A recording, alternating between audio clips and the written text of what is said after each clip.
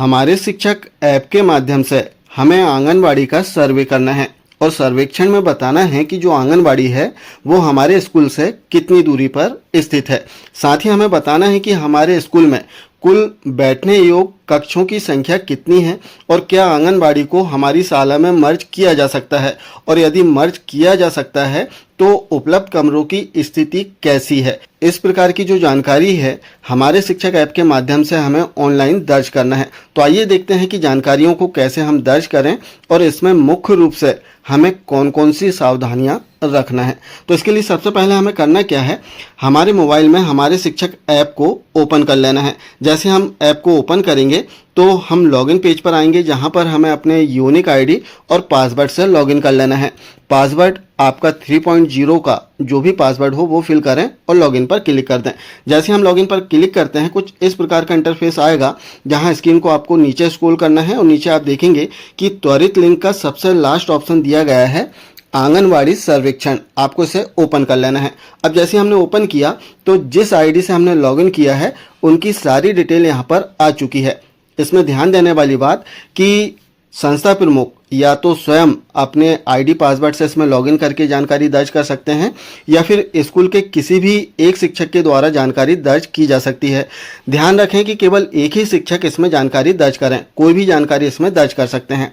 अब लास्ट में आप देखेंगे कि इसमें एक ऑप्शन दिया गया है मैप किए गए आंगनबाड़ी केंद्र चुनें। जैसे आप इस पर क्लिक करते हैं तो आपके स्कूल में जितनी आंगनबाड़ी मैप की गई हैं उन सभी के AWC कोड यहाँ पर आ जाएंगे। जो आंगनबाड़ी का कोड है वो यहाँ पर आ जाएंगे।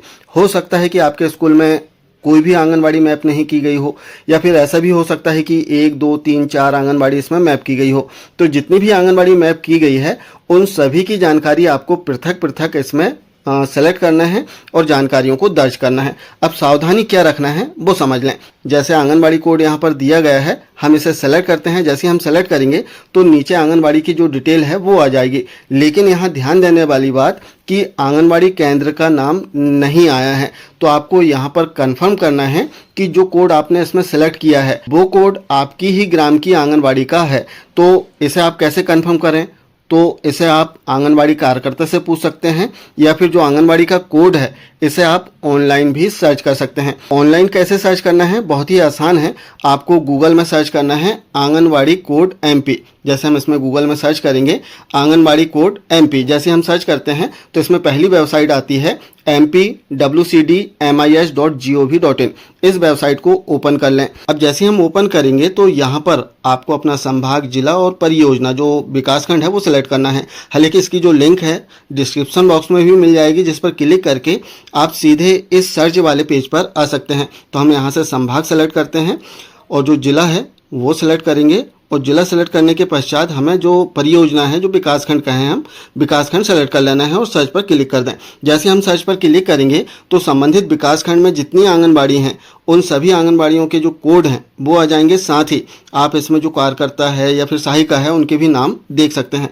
तो यहाँ से आप कन्फर्म हो जाएँ, एक बार श्योर हो जाएं कि जो कोड हमारे शिक्षक ऐप में दिया गया है वो हमारी ही ग्राम की आंगनबाड़ी का है, और आप श्योर हो गए। अब आपको इसमें जानकारी दर्ज करना है कि जो आंगनबाड़ी है इसकी यहाँ पर दूरी बताई गई है। सबसे पहले आप देखेंगे कि आंगनबाड़ी का कोड जो कि फ्रिज मिलेगा, और जो दूरी है मीटर में आप यहाँ पर देख सकते हैं 47.37 मीटर में बताई गई है। और वर्तमान स्थिति जो है ग्रामीण क्षेत्र में 1 किलोमीटर के अंदर, यहाँ पर 3 ऑप्शन दिए गए हैं जो कि फ्रिज हैं। अब आपको आंगनबाड़ी की जो वास्तविक दूरी है वो बताना है। यहाँ पर आप इसे 0 भी कर सकते हैं। यदि आपके स्कूल कैंपस में आंगनबाड़ी है तब आप इसे 0 भी कर सकते हैं, या फिर जो भी वास्तविक दूरी हो वो आपको मीटर में यहाँ पर बता देना है। चूंकि हमारे कैंपस में है इसलिए इसे हम 0 कर देते हैं। इसके पश्चात बच्चों के बैठने योग्य कक्ष की संख्या। अब यहाँ पर आपको बच्चों के बैठने योग्य कक्ष की संख्या लिखना है।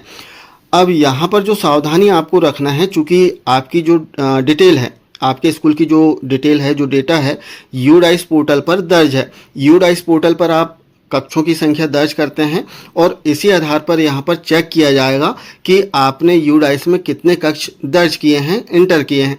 तो उतने ही कक्ष आपको यहाँ पर बताना होगा। तो आप जितने भी कक्ष हों आपके UDICE डेटा के आधार पर वो कक्षों की संख्या यहाँ पर लिख दें। लास्ट ऑप्शन इसमें आपको मिलेगा कि मर्ज करने के लिए कमरों की उपलब्धता। यदि आंगनबाड़ी केंद्र को मर्ज किया जाता है तो यहाँ पर हाँ पर क्लिक करें, और यदि नहीं कर पाएंगे तब नहीं पर क्लिक करें। जैसे हम हाँ पर क्लिक करेंगे तो अब आपको अपने उपलब्ध कमरों की स्थिति बताना होगा, जिस पर क्लिक करने पर आपको 3 ऑप्शन मिलेंगे। पहला, उपयोग युक्त किया जा सकता है।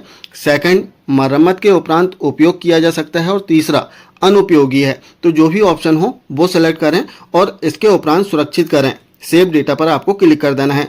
दूसरी बात, यदि आप नहीं करते हैं तब आपको आगे कोई भी ऑप्शन सेलेक्ट नहीं करना होगा। जैसे हमने नहीं किया तो आप देख सकते हैं आगे कोई भी ऑप्शन सेलेक्ट नहीं करना है।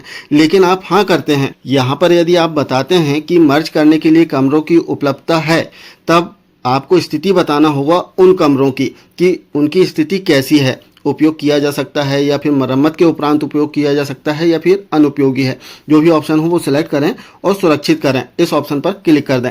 जैसे ही आप क्लिक करेंगे तो यहाँ पर एक पॉपअप मैसेज आएगा कि क्या आप सुनिश्चित हैं, सुरक्षित करने के बाद डेटा में बदलाव संभव नहीं है। आपको हाँ सुरक्षित करें, यदि आप श्योर हैं तो हाँ सुरक्षित करें, इस ऑप्शन पर क्लिक कर देना है। जैसे ही आप क्लिक करेंगे तो आपका जो डेटा है वो सर्वर पर सेव हो जाएगा और इसके उपरांत किसी भी प्रकार का जो बदलाव है वो संभव नहीं हो पाएगा। एक सक्सेस का इसमें मैसेज आ जाएगा। तो इस प्रकार से हमारे शिक्षक ऐप के माध्यम से हम जो आंगनबाड़ी है इसकी जानकारी दर्ज कर सकते हैं। दूसरी जो सावधानी इसमें रखना है कि आपको 1 बाय 1 जो आंगनबाड़ी केंद्र है उन्हें सेलेक्ट करके जानकारी दर्ज करना होगा। आपके यदि केंद्र में स्कूल में 3 आंगनबाड़ी मैप की गई हैं, आपको तीनों की जो जानकारी है अलग अलग इसमें दर्ज करना होगा। तो आशा है जानकारी आप समझ पाए होंगे कि हमारे शिक्षक ऐप में हमें आंगनवाड़ी सर्वेक्षण किस प्रकार से करना है। मिलते हैं कुछ इसी प्रकार की जानकारियों के साथ में नेक्स्ट वीडियो में। तब तक के लिए जय हिंद।